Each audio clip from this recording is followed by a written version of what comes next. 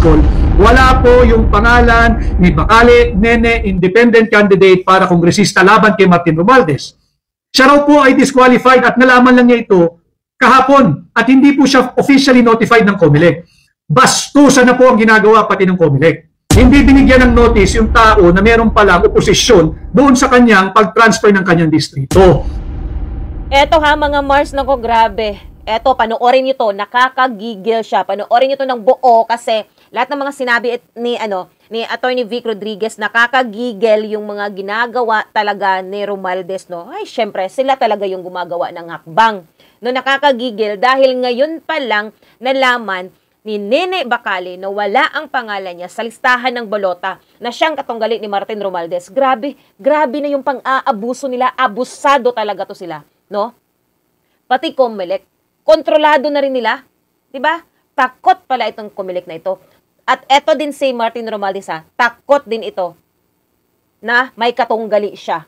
Dahil alam niya na si Nene Bacale ay malakas sa distrito nila. Malakas siya sa Leyte. At etong si Romualdez, mandaraya, sinungaling, bait-baitan. Pati itong akap na bawal sa panahon ng eleksyon, pinayagan pa no, ng COMELEC. Eto lang ha, ang COMELEC, eto, dapat malaman to ng karamihan, siguro alam naman siguro nila, no? Pero ito, ulit-ulit nating sabihin ito para malaman ng sambayanan.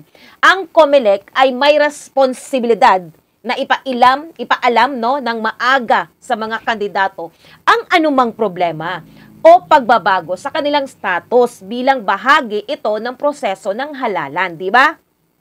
Hindi yung ganito, na malapit na ang eleksyon, kung hindi siya naabisuhan na wala pala ang pangalan niya sa balota, ito ay malinaw na, no? Malinaw pa sa sinag ng araw ang paglabag sa karapatan na malaman ang estado ng kanyang kandidatura.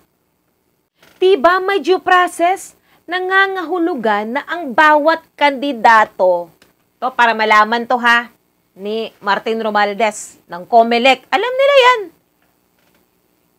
Nadiktahan lang sila, kontrolado lang sila, no? Dapat ang bawat kandidato ay mabigyan ng tamang abeso, di ba? Tamang notice, no? Ahead of time, di ba? Sapat 'yon na panahon upang tumugon at pagkakataon na maipaglaban yung rights naman nila, di ba? Yung mga tumatakbo. Napaka-bias naman nila. Grabe naman. 'Di ba? Ang ganito kasing issue ay dapat suriin sa pamamagitan ng legal na proseso. Suporta ng mga civic organization, 'di ba? Pag ganito kasi, hindi siya patas, no? Hindi lamang sa mismong kandidato, kundi pati na rin sa mga botante na maaring gustong bumoto sa kay Nene Bacale o sa isang kandidato, 'di ba? Ang walang tamang proseso ay tinuturing naman ito na pang-aagaw, no? Kasakiman. Yan talaga si Romualdez. Yan ang niya, trademark, kasakiman. Gusto niya siya lang yung tumakbo, wala siyang katunggali, wala siyang kalaban, para siya lang yung iboboto ng tao. Kasi gusto niyang manatili sa posisyon.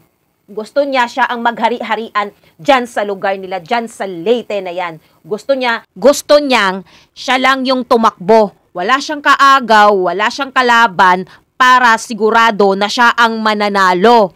Yon ang totoo.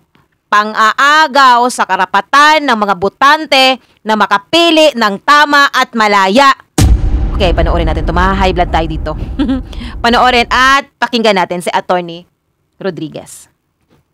Basic po iyan sa ating saligang batas, yung due process at equal protection of the laws. Naglabas ng pahayag ang COMELEC at sila'y nagsabi, ito ang certified list of candidates. Kasali po si Nene Bacale, kandidato for congresswoman, kalaban ni Martin Romualdez. Hindi po talaga marunong lumaban ng malinis at patas ang ating mga nagpapahirap sa bansa.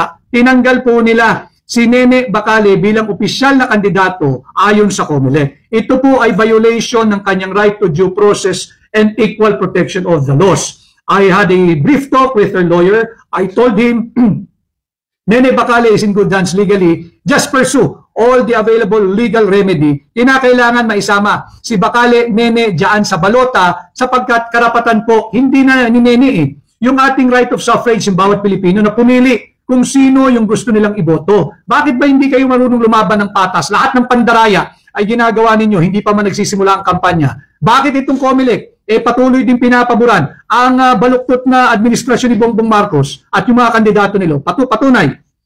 Humingi po at binigyan ng exemption ng COMELEC yung AKAP, yung AIX, at kung ano-anong ayuda pa. Pwede raw pong mamigay. Bakit hindi ninyo patapusin ang kampanyahan bago nyo ituloy yung AKAP, yung AIX? Anyway, yung 4Ps, yung conditional cash transfer, tuloy-tuloy naman yan eh. Pero yung unconditional, unmitigated, and unlimited cash transfer na nagiging dahilan kung bakit tumataas yung ating inflation at yung hanay ng mga tamad, yan ay dapat tinigil muna ng COMELEC. Obvious naman, nagpapagamit ng COMELEC at yan ang ating dapat bantayan. Kay Rojas Elin, yes, 55. Ito po, number 55. Salamat po.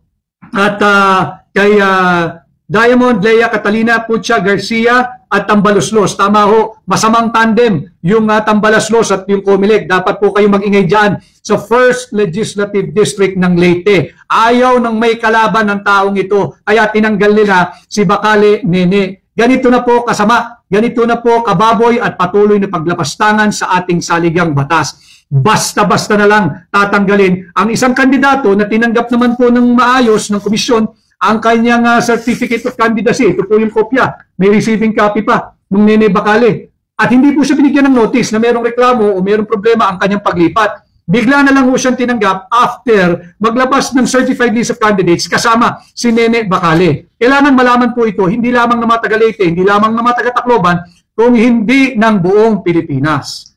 And again, I would like to remind the 1.8 million government employees, you have to demand for transparency. It is time to demand for accountability. As the Bongbong Marcos administration, nasaan yung 2.3 billion pesos hard-earned money mandatory contribution ninyo? Bakit binagak ng GSIS sa 3 listed company na lugi, na hindi nagbibigay ng dividendo, na walang viable economic and profitable activity? Ito po ay more than plunder. 2.3 billion na po ito eh. Very systematic yung pagkuha ng pera ninyo. Kayo lugi. Sila sigurado kumita yan. Yung kumpanyang pinasukan ng pera, kumita din po yan. 2.3 billion pesos yun eh. So ito ho yung ating mga dapat pinag-uusapan.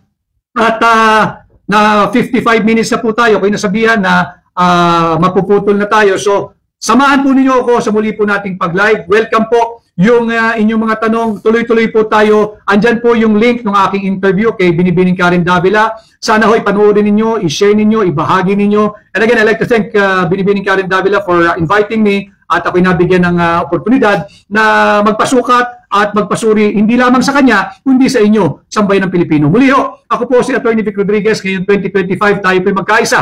Dahil pag tayo nagsama-sama, posible ang pagbabago pag naghatid ng bago sa Senado, number 55. Maraming salamat at magandang hapon po sa inyo lahat.